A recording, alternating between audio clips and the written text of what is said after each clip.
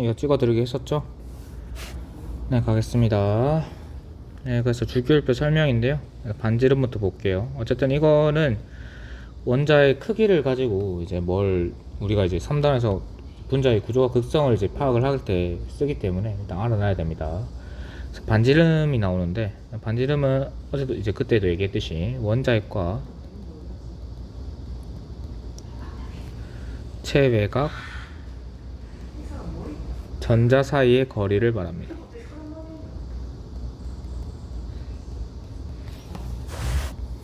그랬을 때 이 반지름이라는 걸 왜 알아야 되냐 하면은 화학 결합의 구조와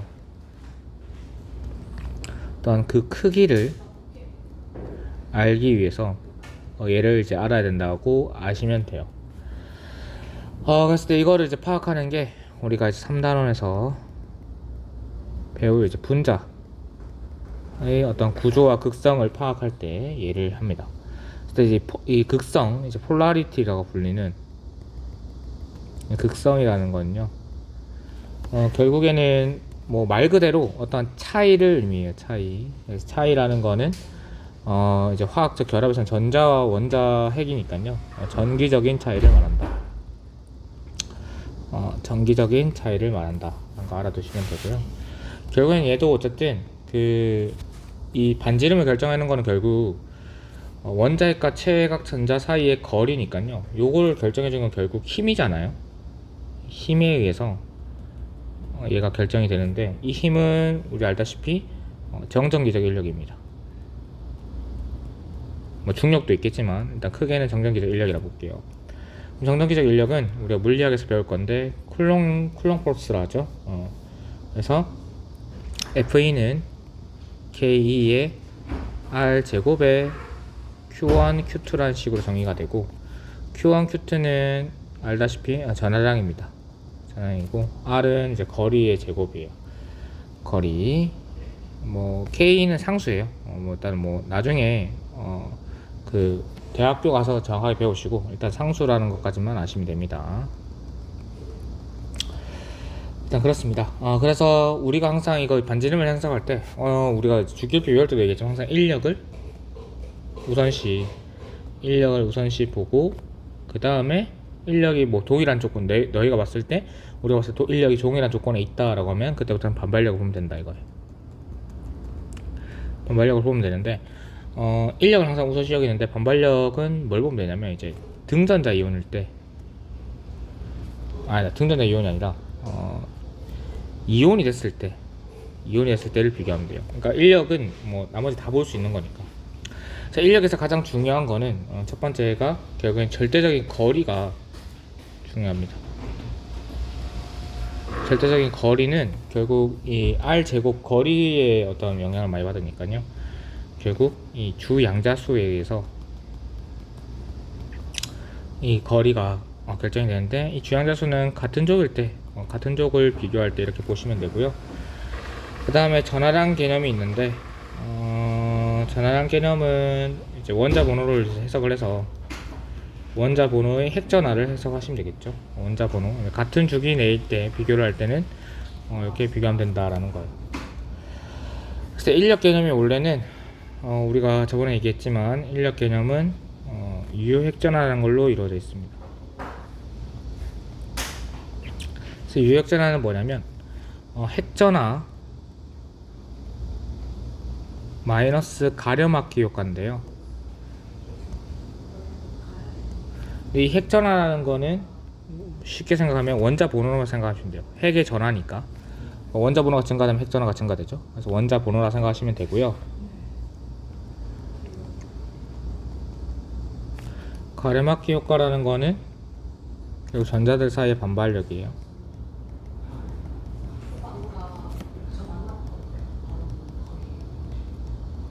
전자들 사이의 반발력인데, 가려막기 효과가 워낙 미비하기 때문에 얘가 매우 작아요. 크기가 작기 때문에 이 핵전하만 가지고 얘기를 하시면 됩니다. 일반적으로는. 그러니까 유핵전하 있고 핵전하는 아닌데 핵전하만 일단 생각하면 된다라는 거 알아두시면 되고, 그 다음 청력 개념은 당연히 전자 반발력이겠죠.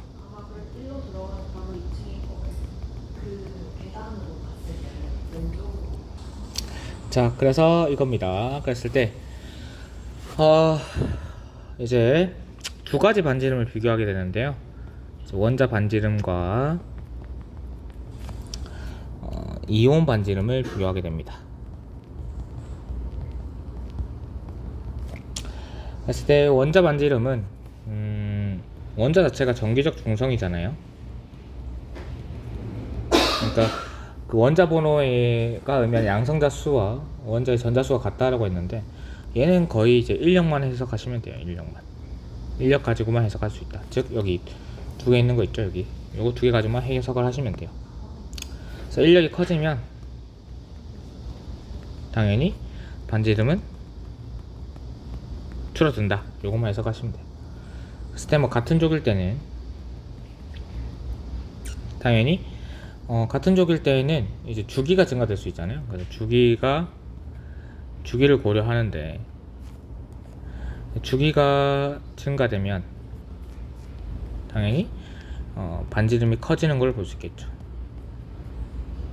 그러니까 반지름이 커진다는 건 결국 인력이 낮아진다는 거니까, 뭐 인력이 낮아졌다 라고 해석할 수 있는 거예요. 고려 여자가 좀 더 이상하니까 바꿔 쓰고, 다음에 같은 주기일 때는 유효 핵전화, 그러니까 핵전화, 즉 원자 번호만 고려하면 됩니다. 핵전화 훨씬 더 크다 했죠? 항상 우선시 보고, 그랬을 때 번호가 증가되면 양성자 수가 증가될 거니까 인력이 어떻게 돼요? 세질 거고, 인력이 세지면 반지름은 어떻게 됩니까? 낮아지겠죠. 맞죠? 다음 이온 반지름은요, 이온이라는 게 전자들이 출입을 해서 형성이 되는 건데, 양이온 같은 경우에는, 캐션이라고 불리는 양이온 같은 경우에는 어떻게 됐어요? 전자가 줄어들기 때문에 반발력이 줄어든다 볼 수 있고, 반발력이 줄어들면 상대적으로 인력은 증가된다고 볼 수 있죠. 맞죠? 그러면 반지름은 어떻게 됩니까?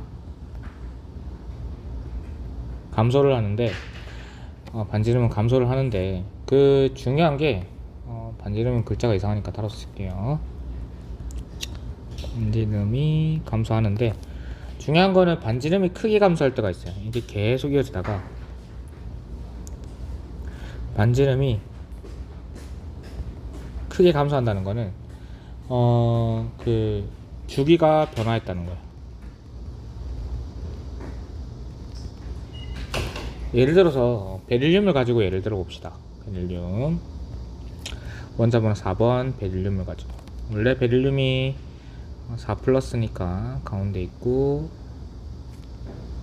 전자가 있는데, 얘가 이렇게 되죠. 4가 있고 전자가 있고, 좀 줄었어요 크기가. 근데 이렇게 전자가 되고, 얘가 다시 어떻게 됩니까?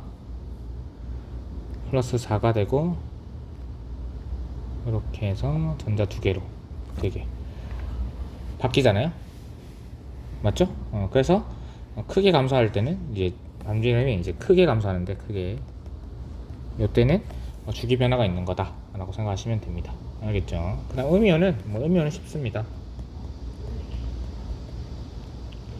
음이온은 전자수가 늘어나는 거니까 결국 반발력이 어떻게 됩니까?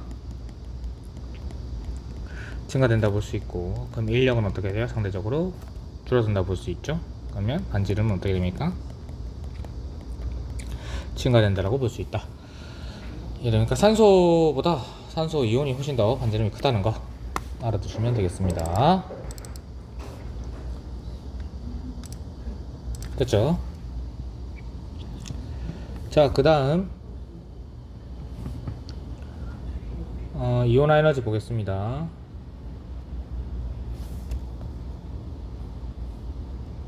자, 그래서 이온화 에너지 볼게요. 제가 월요일에 찍어주려고 했는데 제가 월요일날 휴가라서 좀 잔다고 이제 찍는 거예요. 죄송합니다. 인력. 인력은 양이온이 되는데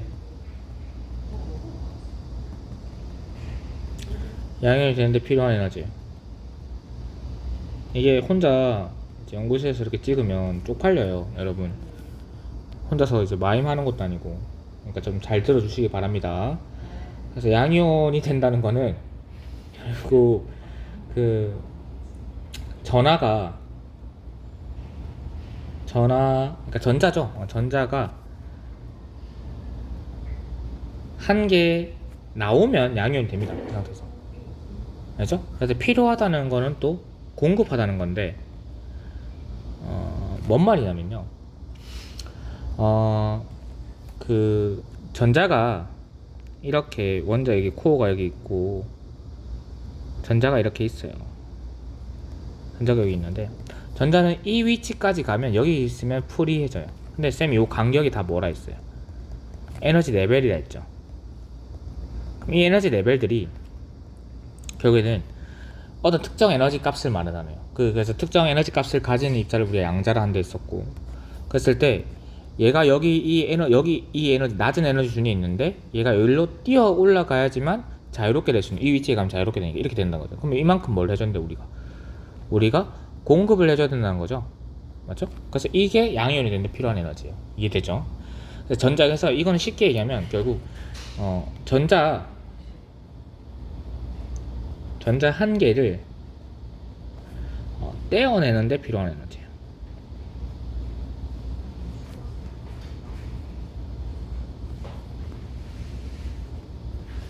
그래서 당연한 얘기인데 인력이 세진다는 거는 반대로 전자의 에너지는 어떻다는 거예요? 낮아진다는 얘기니까 결국 인력이 세진다는 얘기는 이온화 에너지는 커진다라고 볼 수 있죠. 그러니까 공급해줘야 되는 에너지니까. 이해되죠? 그렇게 해석을 하면 됩니다. 그랬을 때 일반적으로는요, 뭐 같은 족끼리 비교할 때는 주기가 증가되면 당연히 인력이 크게 감소하잖아요. 반지름이 늘어나니까. 맞죠? 인력이 감소를 하니까 이온화 에너지도 감소해요. 아이오니제이션 에너지도 감소를 합니다. 근데 같은 주기일 때는 어떤 현상이 벌어지냐면, 마찬가지로 얘도 일반적으로는 원자 번호가 쌤이 뭐라 했으면 양성자 수라 했으니까 얘가 핵전화라 했잖아요. 맞죠? 원자 번호가 증가되면 결국에는 인력도 커지는 거니까 결국에는 이 이온화 에너지도 어떻게 돼요? 이온화 에너지도 커지는 게 맞거든요.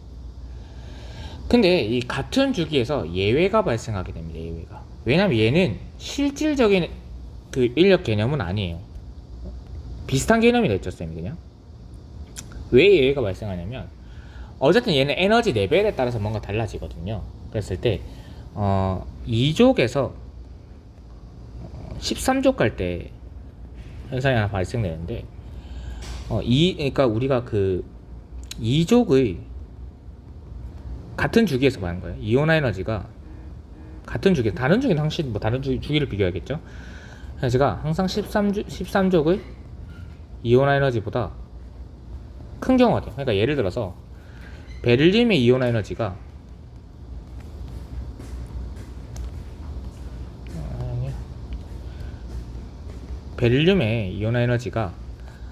그 13족이 누구 있죠?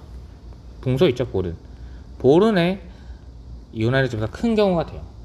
그럼 이 이유가 뭐냐라고 보니까, 어쨌든 얘는 에너지 준위 때문에 나타나는 현상이었잖아요. 얘는 이유가 오비탈 간의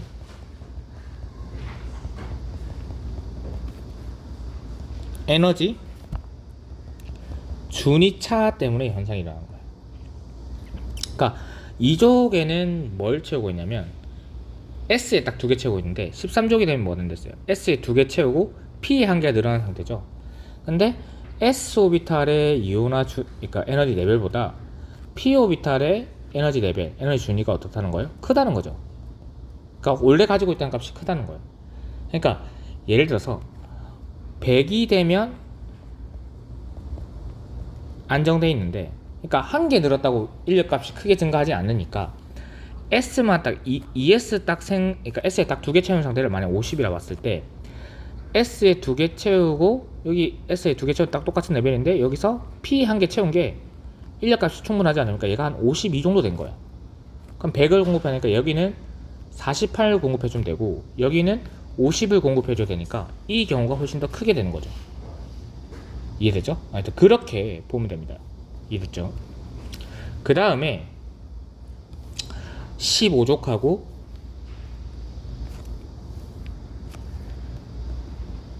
16족 될 때 차이가 나는데요. 이때는 이제 마찬가지로 15족의 이온화 에너지가 16족의 이온화 에너지보다 큰 경우가 됩니다. 이유가 뭐냐라고 보면 훈트 규칙 때문에 그래요.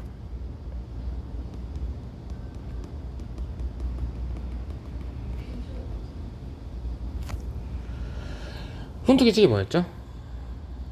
전자 반발력이죠.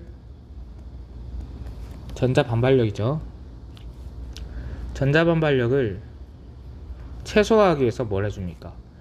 홀 전자수를 높이죠. 그러니까 우리가 오비탈이라는 거는 결국 그 쌤이 얘기했듯이 전자의 에너지 상태, 즉 에너지 상태를 가지고 어떻게 운동을 하는지 판별하는 거였는데, 공전 운동을 해석을 하는 게 주양자수, 방향자수, 그다음 자기양자수 있었죠. 그러니까 N, L, ML 값이 있었고, 자전 운동을 설명하는 게 스핀 오비탈인 이제 스핀 양자수가 있었잖아요. 그랬을 때 스핀 양자수를 제외하고 파울리 베타의 원리에 의해서, 그러니까 원래 파울리 베타의 원리는 에너지 상태를 딱 그 에너지 값들의 어떤 오비탈 값을 가지는 그 에너지 상태를 가진 전자는 하나밖에 없다 이건데, 그러니까 그 스핀 오비탈, 이제 자전 운동을 제외하고 나서 공전 운동까지 봤을 때 오비탈이란 거는 하나의 어떤 전자가 위치할 수 있는 어떤 방이라고 볼 수 있고, 그 방에 스핀이 반응량이 따르게 들어간다고 했는데, 거기서 중요한 거는 그러니까 전자가 한 오비탈 내에 같이 들어가게 되면,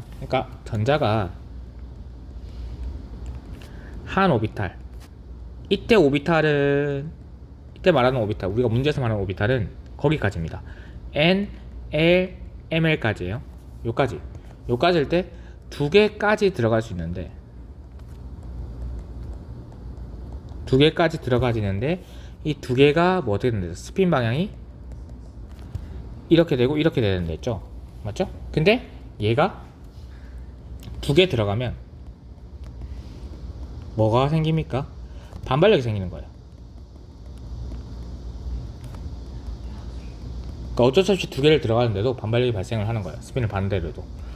그래서 15족 같은 경우에는 PX의 한 개, PY의 잠깐만요. PX의 한 개, PY의 한 개, PZ의 한 개인데, 16족 같은 경우에는 PX에 두 개, PY에 한 개, PZ에 한 개 들어가 있으니까 여기서 PX에 두 개 들어간 거에서 뭐가 발생한다? 반발력이 발생하더라. 요게 훈트 규칙에 의해서 15족과 16족의 이온화의 차이가 15족이 큰 이유가 된다고 했습니다. 그러니까 요렇게까지 설명하면 다 알아듣겠죠. 네, 그 다음에 배우는 게 이제 순차적 이온화 에너지예요. 필기는 여기 할게요.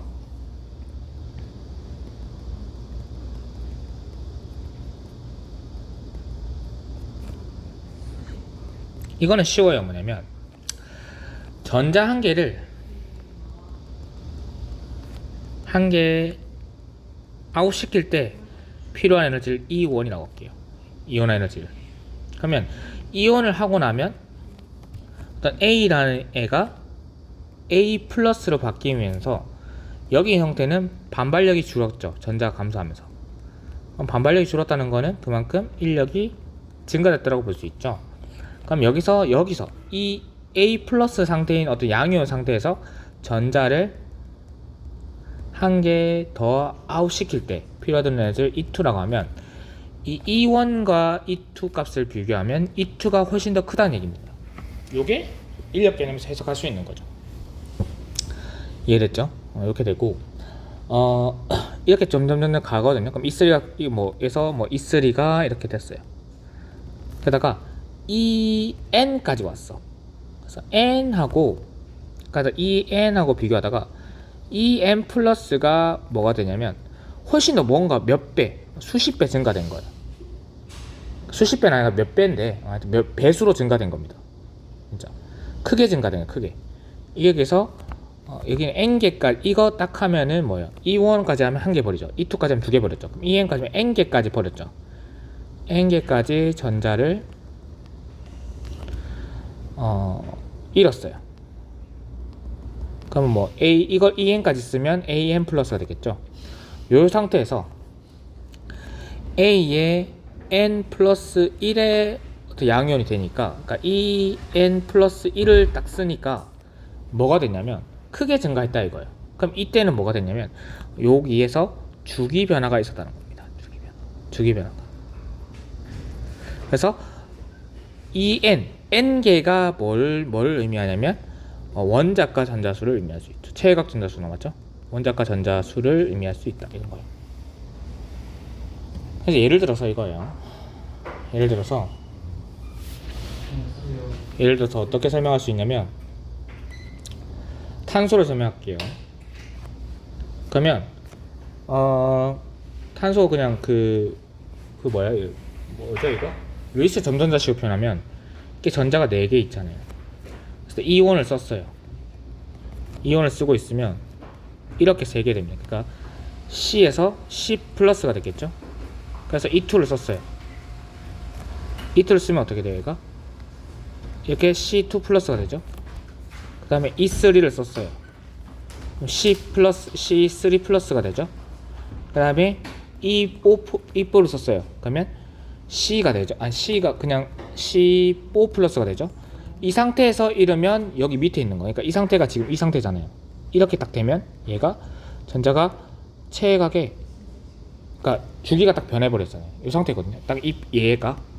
그럼 이때는 뭐예요? 크게, 그러니까 반지름이 확 줄었으니까 인력이 크게 증가했겠죠? 그러니까 E5를 쓸 건데, E5 쓰면 결국엔 정리를 하게 되면 E1보다 E2가 클 거고, E2보다 E3가 클 거고, E3보다 E4가 클 건데, E4보다 E5가 훨씬 더 크게 되는 이 현상이 발생한다는 겁니다.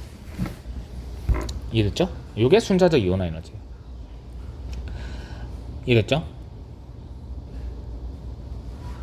그래서 문제를 하나 풀어보겠습니다. 네, 화면에 갑자기 바뀌었죠. 제가 이 문제를 따온다고. 그래서 이거를 보시게 되면 어떤 문제냐면요, 이렇게 해석할 수 있어요.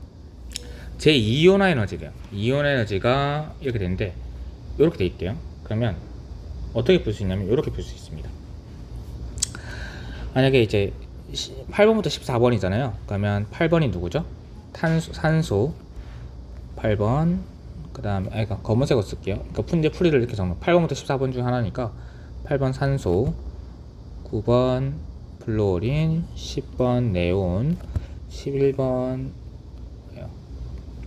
나트륨, 12번 마그네슘, 13번 알루미늄, 14번 뭐가 됩니까? 실리콘. 이렇게 되죠. 맞나요? 이랬을 때 족이라는 걸 좀 의미를 생각하면 되는데, 족이라는 걸 쌤이 어떻게 정의했냐면 원자과 전자수에 의해서 결정된다 했어요. 그럼 얘가 지금 몇 족이에요? 원자과 전자수에 결정되니까 족이라는 게, 얘가 몇 족입니까? 16족. 족을 볼게요. 16족, 17족, 18족, 1족, 2족, 13족, 14족이죠. 그랬을 때 얘가 만약에 다들 이온을 쓴 거예요. 각각 원자마다 이온. 그러면 당연히 얘가 이온이 크겠죠. 하여튼 그런 건데, 당연히 이제 얘가 바뀌면 어떻게 되냐면 이온을 쓰고 나면 8O 플러스가 되고 9F 플러스가 되고 10Ne 플러스가 되고 11Na 플러스가 되고 12Mg 플러스가 되고 13Al 플러스가 되고 14 실리콘 플러스가 되잖아요. 그럼 여기서 족은 원자과 전자수에 결정된다라고 우리가 정의를 해놨으니까 이걸 살펴보면 얘가 몇 족이 됩니까? 전자를 하나 잃었으니까 15족이 됐다 볼 수 있어요. 그럼 얘는 16족, 17족, 얘가 18족, 얘가 1, 2, 13 이렇게 바뀐 거죠. 그러면 여기서 주기가 나뉘죠. 얘는 2주기가 되고 얘는 3주기가 될 거예요. 이렇게 바뀔 수 있는 거죠. 이해됩니까? 그럼 여기서 뭔가 3개랑 뭔가 4개가 높잖아요. 그럼 2주기도 당연히 높겠죠. 반지름이 작으니까. 그러니까 얘가 2주기 4개고 얘가 3주기가 돼요. 그 다음에 예외를 적용시킬 수가 있어요. 내가 15, 16에 예외가 있다라고 했고 23에 23에 예외가 있다 했죠. 그러니까 순서대로 비교하면 가장 큰 건 얘일 거예요. 맞죠? 그러니까 11 NA 플러스가 가장 크고요. 그 다음에 17 NE 플러스가 가장 클 거고 제2온화 에너지 보고 있으니까 그렇습니다. 제2온화 에너지. 그 다음에 둘 중에 누가 큽니까? 예외라서 얘가 크죠. 8 O 플러스가 크고 9 F 플러스가 크고요. 요거보다 훨씬 더 얘네들이 작습니다. 왜냐면 주기가 변했기 때문에. 그 다음에 제일 큰 거는 얘인가요 얘인가 하면 예외니까 13 AL 플러스가 클 거고 그 다음에 14 실리콘 플러스가 크고 그 다음에 12 MG 플러스가 큽니다. 요 상태로 돼요. 됐나요 여러분? 그랬을 때 이제 A, B, C, D, E, F를 찾을 수 있죠. 그럼 얘가 G, 얘가 F, 얘가 E, 얘가 D. 이 원자가 이렇다는 거예요. 얘가 C, 얘가 B, 얘가 A네요. 맞죠? 그러면 C는 AL이다 맞고요. 제1 이온화제가 가장 큰 건 F다. F는 N이죠. N이는 요거니까 제1 이온화제가 가장 큰 게 여기서 주기가 변하니까 맞죠? 제일 크고요. C와 D의 원자 반지름 차이는 B와 E의 원자 반지름 차이보다 크다는데 C와 D가 누구죠? C와 D. C하고 D의 원자 반지름 차이. 그러니까 얘랑 D가 누구죠? 얘의 반지름 차이랑 B와 E. B가 누구죠? B가 얘랑 E가 누구죠? E가 5죠. 얘 차이 보죠. 그럼 얘가 훨씬 더 크죠. 멀리 있으니까 맞죠? 그래서 C와 D의 원자 반지름 차이는 얘보다 크다 돼 있는데 얘는 어차피 얘보다 작잖아요. 얘랑 비교하면 얘가 더 작거든요. 얘가 좀 더 크고 그러면 큰 거 얘가 훨씬 더 크죠. 큰 거에서 작은 걸 뺀 거랑 작은 거에서 큰 거를 뺀 거는 작은 거에서 큰 거 뺀 게 훨씬 더 뭐가 돼요? 작은 값을 가지겠죠. 그래서 차이는 당연히 얘가 큽니다. 이해되죠? 답은 5번이 된다. 이렇게 알아두시면 되겠습니다. 이런 식으로 풉니다. 문제가 나오면. 알겠죠? 족에 의해서 원자가 결정된다고 해서 제2이온화에서 되면 하나 줄여서 이렇게 바꿔서 풀면 된다라는 것까지 알려주고 싶었습니다. 네, 약 한 30분 정도 되는데 보시고 공부하시기 바라겠습니다. 감사합니다.